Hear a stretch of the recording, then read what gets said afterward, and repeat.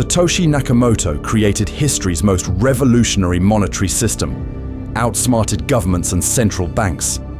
Born from the ashes of the 2008 financial crisis, his work ignited a multi-trillion-dollar economy. And, as a final twist, he ghosted the whole world. Who is Satoshi Nakamoto? To this day, we don't know who Satoshi is. And I think if we did know, it would change everything. So, how has he remained an enigma for so long? And is he the greatest con artist in human history?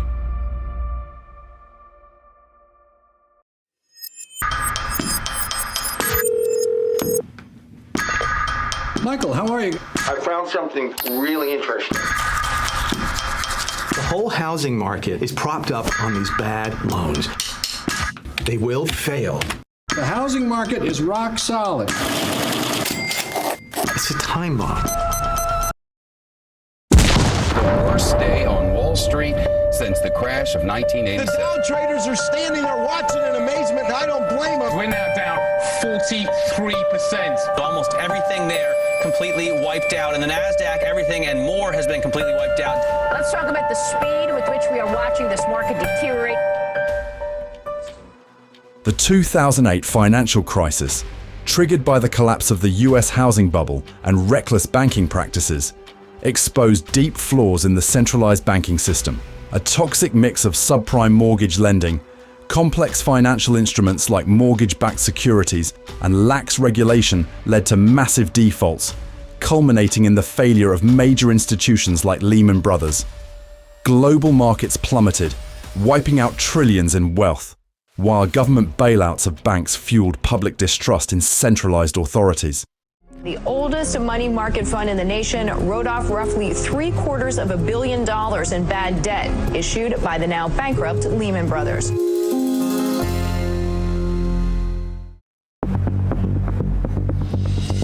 What we know now is Wall Street can bring down Main Street. And frankly, I'm going to tell you, it's a little scary. Your company is now bankrupt. Our economy is in a state of crisis. Did you mislead your investors? And I remind you, sir, you're under oath. In your testimony today, right here, right now, you continue to deflect personal responsibility. I'm going to be blunt here. People want to know if you defrauded investors. That should be a yes or no, sir. You don't seem to acknowledge that you did anything wrong. As a result, the Occupy Wall Street movement erupted with its rallying cry, "We are the 99%, encapsulating the movement's focus on economic inequality, highlighting the disparity between the wealthiest 1% and the remaining 99% of the population. Increasingly, people began to recognize that Wall Street and central banks wield the power to restrict access to your money and diminish your wealth through practices like money printing and inflation. The movement that began in New York City gained traction worldwide as activists in cities like London, Tokyo, and Sydney echoed its rallying cry. Social media amplified its message, inspiring global solidarity and spawning over 900 Occupy protests across 80 countries by October 2011. Amid the chaos, a figure by the online pseudonym of Satoshi Nakamoto published the Bitcoin white paper, Bitcoin, a peer-to-peer electronic cash system, proposing a decentralized, trustless digital currency to bypass intermediaries driven by systemic failures and a vision for financial autonomy. I've developed a new open-source, peer-to-peer e-cash system called Bitcoin.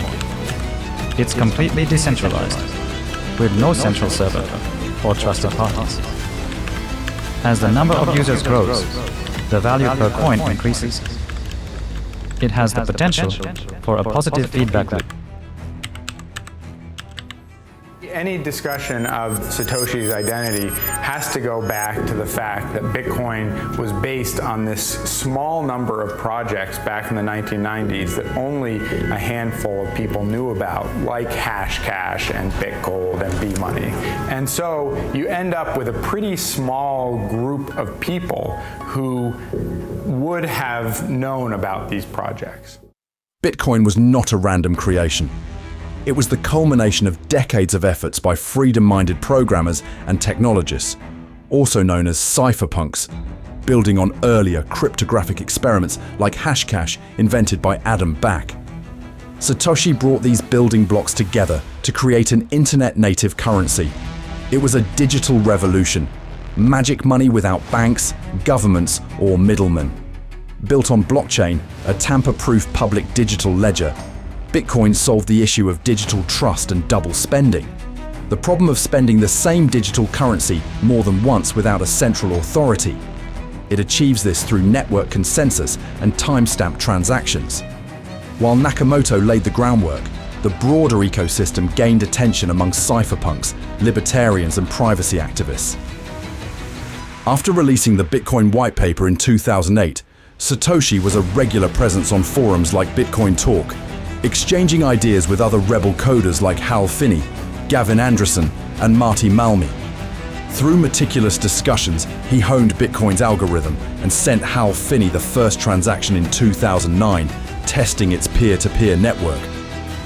As Bitcoin gained traction in 2010, amid global anti-establishment protests, Satoshi grew wary as WikiLeaks, led by Julian Assange, had released thousands of classified US documents, including military reports and war videos, causing global controversy over government transparency and the killing of innocent civilians.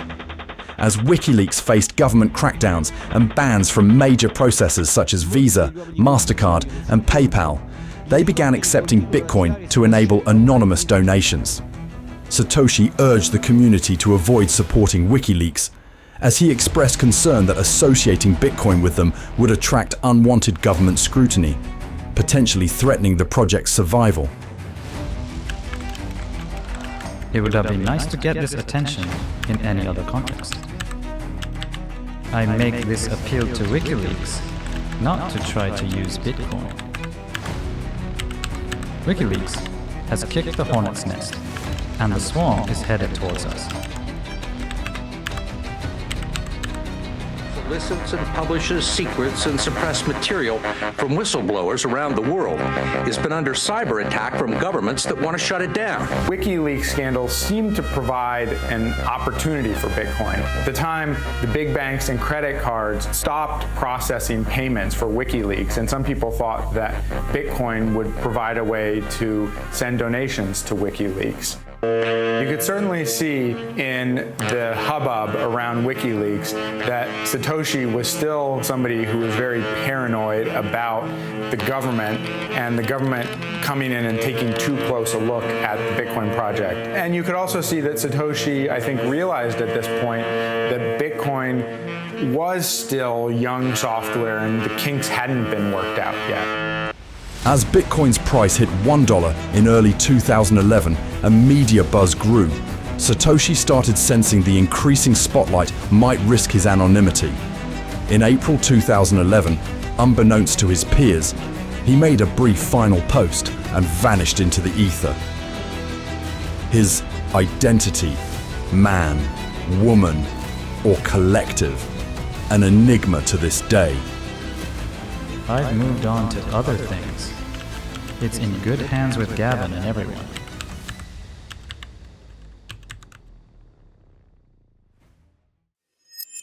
A California man is the focus of international attention this morning. Newsweek reports that he is the mastermind behind Bitcoin.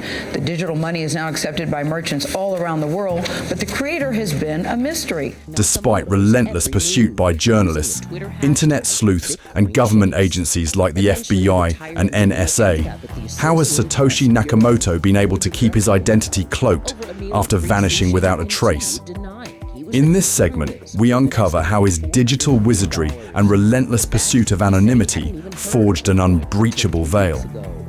Operating under the pseudonym Satoshi Nakamoto, a name with no verifiable ties to a real person other than Dorian Nakamoto, he avoided any direct link to an identity, using British English spellings like favour and phrases like bloody hard as possible misdirection to obscure his nationality.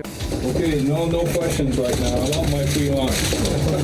64-year-old Dorian Satoshi Nakamoto emerged from his Southern California home Thursday and walked right into a media frenzy, hours after Newsweek magazine claimed he was the mystery man behind Bitcoin. I'm not in Bitcoin. But your address in Bitcoin, I don't know anything about it. According to that article, Nakamoto is a model train buff who lives in a modest single-family home with his mother.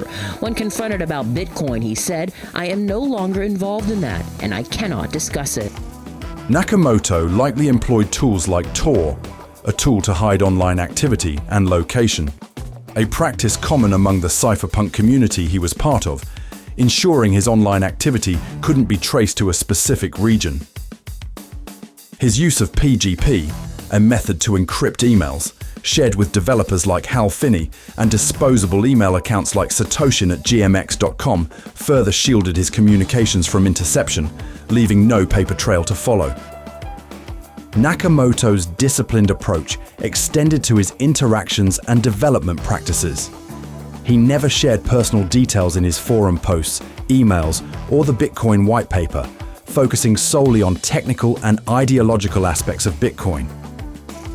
His irregular posting patterns, possibly across different time zones, frustrated attempts to pinpoint his location or routine. By using open source platforms like SourceForge for Bitcoin's code and communicating on public forums, Nakamoto blended into the broader developer community without requiring personal identification. His stash of Bitcoins, mined early and held in dormant wallets, have never been moved, preventing blockchain analysis from linking transactions to a real-world identity, thus preserving his anonymity even as his wealth reached the hundreds of billions. Nakamoto strategically handed Bitcoin's development to programmers like Gavin Andresen, ensuring the project's decentralized ethos endured without relying on him. All of my communication with Satoshi was ever via either the Bitcoin Talk forums, which all of that communication is public, or private forum messages or private emails. Satoshi was always all business. It was just always about the code. My very first message to Satoshi, I asked him, so, is Satoshi your real name? What have you done before? Can you tell me a little bit about yourself? And he just ignored that completely, but came back and said, great to have more experienced programmers helping out with the project. Here's a couple of problems that need to be solved. Maybe you can help solve them. He asked me if it'd be okay if he put my email address on the bitcoin.org homepage, because he had been the primary contact for people. And I said, sure. And he went ahead and changed the webpage. But what he did is he left his name there, but he took away his email address. And so it was just me and my email address who was suddenly getting all of the attention. And I think that was Satoshi's way of kind of saying, you're the leader of the project now. By avoiding in-person meetings, voice interactions, or any public presence, Nakamoto eliminated risks of physical or auditory identification. With cypherpunk principles, championing privacy and decentralization, guided his every move, from encrypted communications to his timely exit. This calculated disappearance, executed before Bitcoin became a global phenomenon, shielded him from media, governments, and hackers, immortalizing his legacy as a ghost coder. Scotty mentioned something to me yesterday that I thought was pretty interesting. You mentioned you met Satoshi in Seattle in 1993. Yes. He also came to you in a dream. You have a nice relationship with Satoshi. I feel like I do. Yeah. I feel like I have a story to tell. Definitely have an opportunity to meet him back in 1993. Have a chance to meet him in Seattle at any point? I have not met Satoshi. So I think what's been nice. I envy Scotty.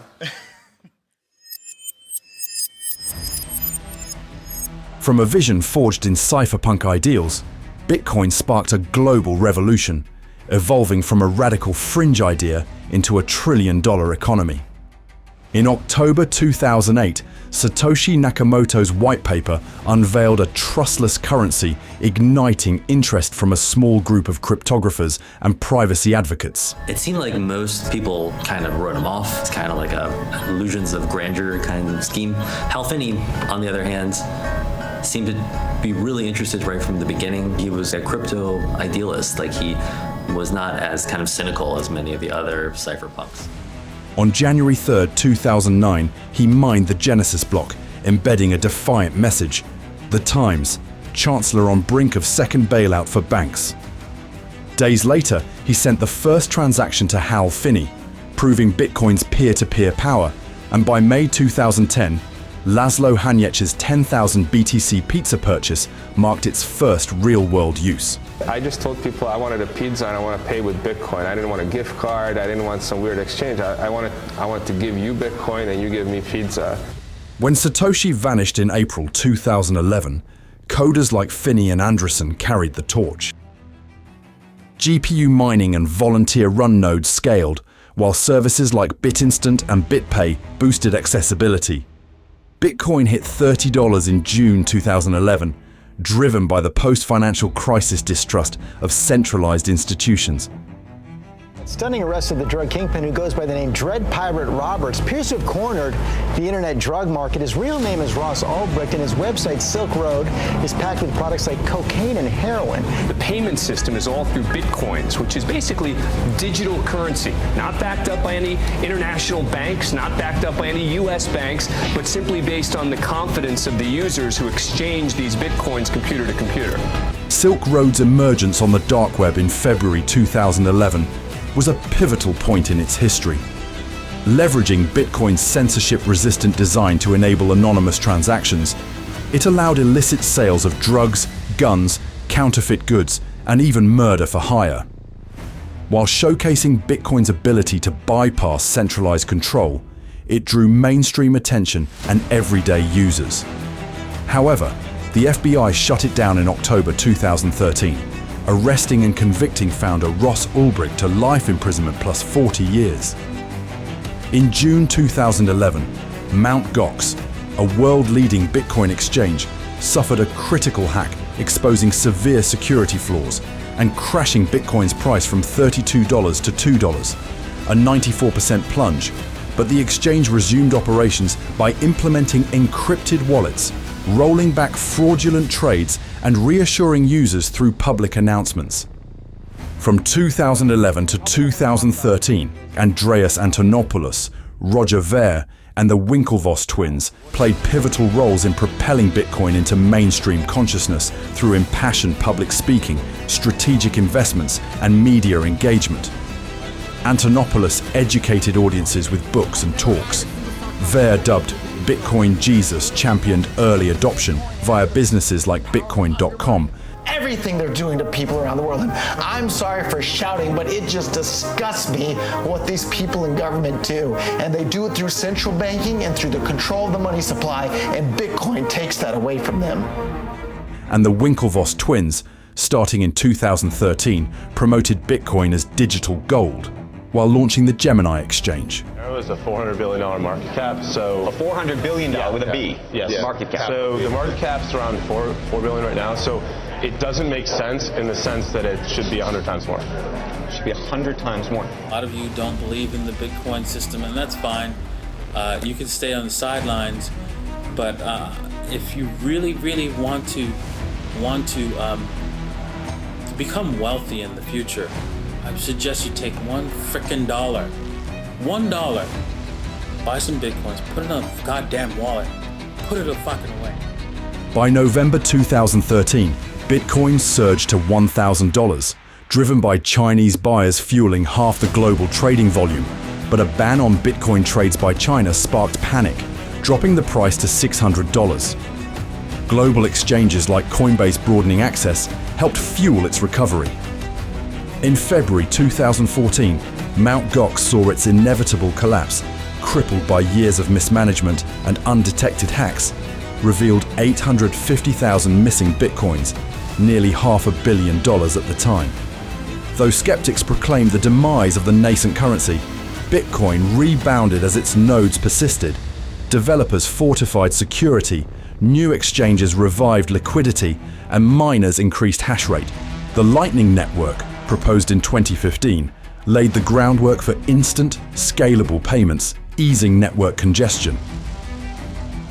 The 2017 ICO boom, raising funds through new tokens, propelled altcoins like Ethereum's smart contracts and Ripple's XRP banking tokens, soaring the crypto market to new heights. Retail FOMO, fear of missing out, fueled by influencers preaching hodl, minted millionaires amid rampant scams. As Bitcoin hit nearly $20,000 in December 2017, a speculative bubble burst, triggering an 84% crash and a bear market lasting a year.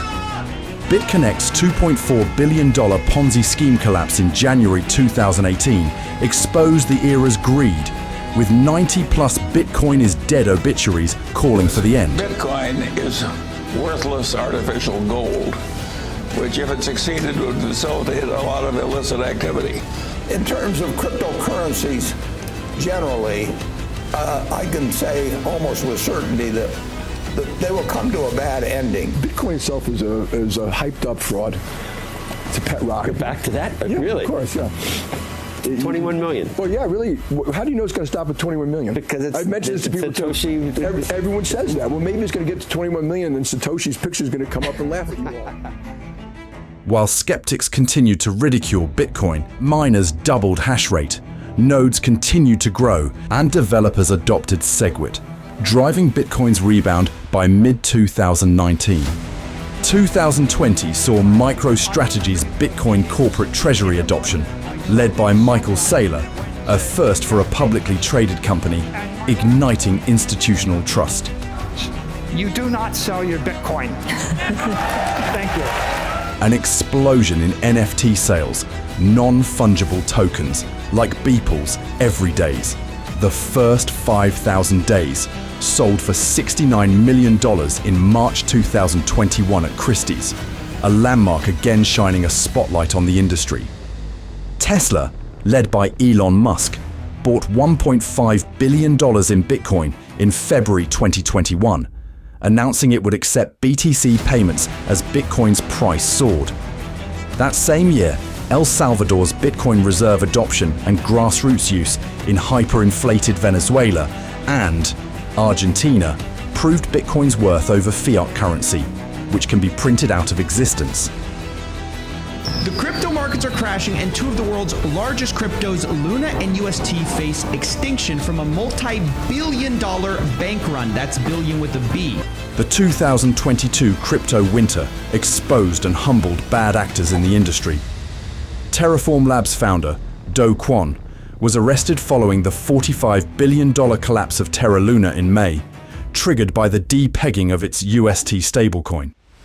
Similarly, FTX's $32 billion bankruptcy, caused by Sam Bankman-Fried's fraud and mismanagement, led to his arrest.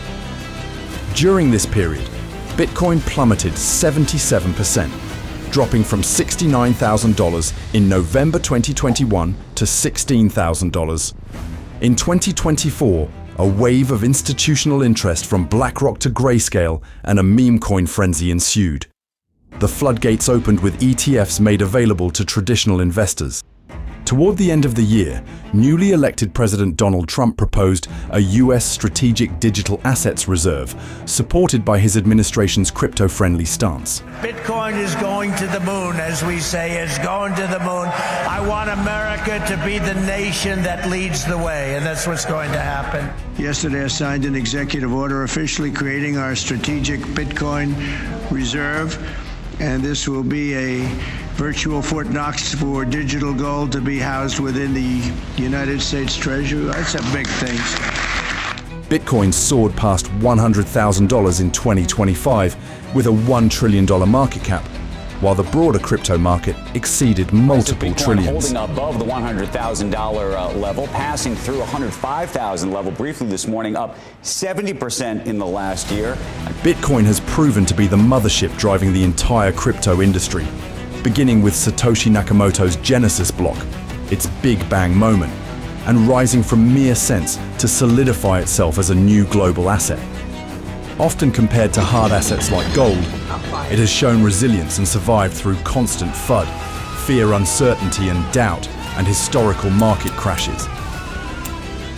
With speculators calling for Bitcoin to hit $1 million by the end of the decade, and a market cap surpassing gold's 20 trillion, the hype train continues.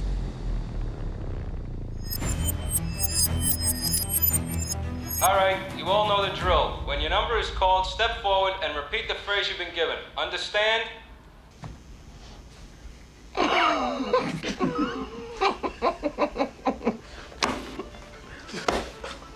How many keys, you cocksucker? In English, please. With Bitcoin and the crypto industry's continued growth and his net worth putting him in the top 15 wealthiest in the world, global interest surrounding Nakamoto's identity intensifies, spawning imposters from the shadows to stake claim to fame and fortune. So, is he an altruistic genius? Or is he the greatest con artist in human history? Had he sought to capitalize on his wealth, Bitcoin's cycle peaks and valleys offered prime opportunities. Yet his behavior suggests a profound conviction in Bitcoin, countering skeptics who label it a Ponzi scheme. As a result, Satoshi's Bitcoins have become sacred pillars of the cryptocurrency's ecosystem as he poetically walked away with the keys. Who knows what can happen? Hand me the keys, you fucking cocksucker. Despite regulatory crackdowns, mining bans, and exchange hacks, Bitcoin has thrived and has now been declared too big to fail, backed by nation-states, corporations, trillions in capital, and supporters from all corners of the world. As the only truly decentralized cryptocurrency, it stands as history's most triumphant open-source monetary revolution and store of wealth. Satoshi's Disappearing Act fulfilled his transformative vision and has inspired the maxim, "We are all Satoshi," declaring his identity irrelevant. What does indeed live on are his ideals of financial sovereignty and open-source collaboration. This has immortalized him not only as a godlike genius, but it will make him a future trillionaire, a ghost in the chain. His presence lingers in the code, weaving a legacy in the verse. Nakamoto, a spectre, wreathed in digital mist. His white paper spark set the old system adrift. Genius or deceiver, his motives lie veiled. 1 million coins dormant, their secrets sealed. He connected the chains, then vanished from sight, left code to blaze forth a trustless new light. Through hacks and bans, his vision holds free. In this cypherpunk world, we are all Satoshi.